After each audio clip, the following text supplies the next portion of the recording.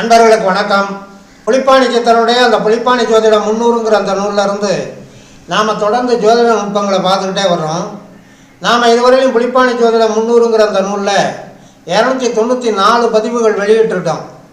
இன்றைக்கி நாம் வெளியிடுறது 295வது பதிவு, பாடல் எண் 294.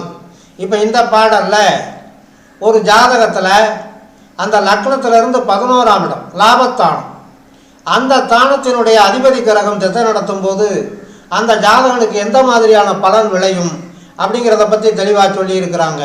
இப்போ முதல்ல நாம் அந்த பாடலை பார்த்துட்டு விளக்கத்தை பார்ப்போம்.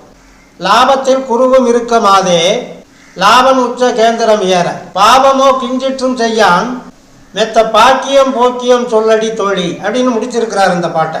பாருங்க, இதுவரையிலையும் அந்த லக்னாதிபதி 2ஆம் இடத்த அதிபதி 3ஆம் இடத்த அதிபதினு சொல்லிக்கிட்டு வந்தவர் இப்போ இந்த பாடலில் அந்த லாபத்தானத்தை அதிபதியோட அந்த லாபத்தானத்தில் குருவும் உட்கார்ந்துருந்தா அந்த ஜாதகனுக்கு எந்த மாதிரி சுப பலன் விளையும் அப்படிங்கிறத தெளிவாக்கி இருக்கிறார். பாருங்க, லாபத்தில் குருவும் இருக்க, அதாவது லாபத்தானம் என்று சொல்லக்கூடிய அந்த லக்னத்திலிருந்து 11ஆம் இடத்துல குரு அமர்ந்திருக்க, அந்த தானத்துக்கு அதிபதி கிரகம், அதைத்தான் இங்கே லாபம்ங்கிறார். அந்த கிரகம் தன்னுடைய உச்சஸ்தானத்திலேயோ அல்லது லக்னத்திலிருந்து கேந்திரம் என்று சொல்லக்கூடிய அந்த 1ஆம் இடம் 4ஆம் இடம் 7ஆம் இடம் 10ஆம் இடம் ஆகிய அந்த 4 தானங்களில் ஏதாவது ஒன்றிலோ அமர்ந்திருக்க, அப்படிப்பட்ட ஜாதகத்துக்குரிய அந்த ஜாதகன் பாவமோ கிஞ்சிற்றும் செய்யான் அப்படிங்கிறார். அந்த மாதிரி அமைப்புள்ள ஜாதகத்துக்கு உரியவன் அவனுடைய வாழ்நாளில் கொஞ்சம் கூட பாவ செயல்களில் ஈடுபடாமல் யோக்கியனா, நேர்மை உள்ளவனா, தர்ம சிந்தனை உள்ளவனா, தெய்வத்துக்கு பயப்படக்கூடியவனா அவன் வாழ்நாளை கட்டமைச்சுக்குவான் அப்படிங்கிறார். பாவமோ கிஞ்சிற்றும் செய்யான் மெத்த பாக்கியம் போக்கியம் சொல்லடி தோழிங்கிறார்.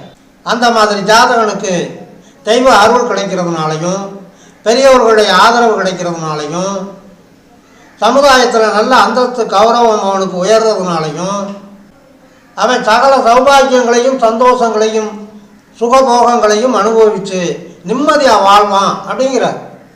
அதை உறுதியாக சொல்லலாங்கிறார். பாக்கியம் போக்கியம் சொல்லடி தோழி. ஆக எந்த ஒரு ஜாதகனுக்கு அந்த 11ஆம் இடத்த அதிபதி கிரகமானது தன்னுடைய உச்சஸ்தானத்திலேயோ அல்லது லக்னத்திலிருந்து கேந்திரஸ்தானங்களில் ஏதாவது ஒன்றிலேயோ அமர்ந்து அந்த லாபஸ்தானமான 11ஆம் இடத்துல குரு பகவான் பரிபூரண சுபகிரகம் என்று போற்றப்படக்கூடிய அந்த குரு பகவான் அமர்ந்திருந்தால் அந்த குரு பகவானுடைய மகா திசையிலேயோ அல்லது அந்த 11ஆம் இடத்த அதிபதியினுடைய திசையிலேயோ அல்லது அந்த 2 கிரகங்களினுடைய தசாபுத்தி காலங்கள் அந்த ஜாதகனுக்கு அமைகின்ற பொழுதோ அவன் வாழ்நாளில் ஒரு நல்ல பொசிஷனில் அமரக்கூடிய வெகுஜன ஆதரவோட சகல சௌபாக்கியங்களையும் அனுபவிக்கக்கூடிய பாக்கியங்களையும் யோகங்களையும் அனுபவிப்பான் அப்படிங்கிறத இங்கே புலிப்பாணி சித்தர் தெளிவாக்கி இருக்கிறார் என்று சொல்லி இனி அடுத்த பாடலுக்கு உண்டான விளக்கம் காண தொடர்ந்து வாருங்கள் என்று கேட்டுக்கொண்டு அமைகிறேன். நன்றி, வணக்கம்.